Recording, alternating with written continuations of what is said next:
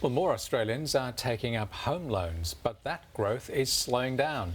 SBS Finance Editor Ricardo Goncalves joins us now. And Ricardo, you've been speaking to one person who has taken up, shall we say, more than one loan.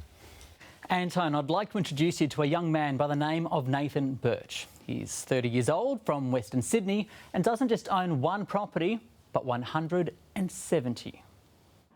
Nathan Birch arrives at one of his properties in a blue ute, a testament to his upbringing. As we can see by the car, my family are blue-collar workers from Western Sydney. He worked 2 jobs and bought his first property in Mount Druitt when he was 18 in 2003 for $248,000. No, there was no handouts from parents. This is his latest project, a 3-bedroom home in northwest Sydney. The bulk of my property investing has been on interest-only loans. So, for example, I bought properties that were below market value with a lot of equity from day one built into them, and then they revert to principal interest. So all my investing has predominantly been in positive cash flow. His strategy is to buy and hold, with property managers helping him to keep on top of his portfolio, now worth $37 million. He earns $2 million in rent, which falls to $500,000 after expenses. His debt stands at $13 million. I've got a lot of equity in my properties. God forbid, touch wood. If something goes wrong, I've got a lot of, equity there. Nathan Birch certainly isn't the only person borrowing more money to invest in property. The Bureau of Statistics said today the value of loan approvals to owner-occupiers rose 2.2% in July to more than $19 billion.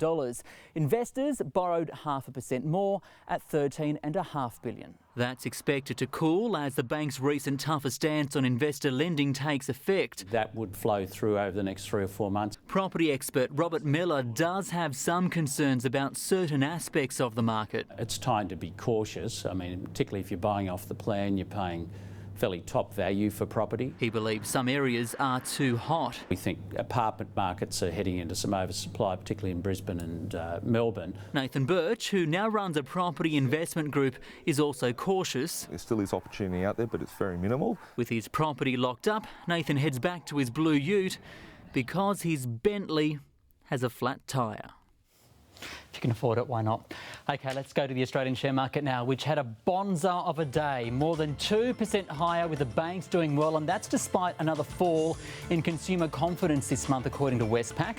Australia followed the rest of the world higher. Japan, a standout today, nearly 8% firmer, and the Australian dollar rose as the iron ore price recovered. And tomorrow, all eyes on the unemployment rate, which is expected to fall from 6.3% to 6.2%.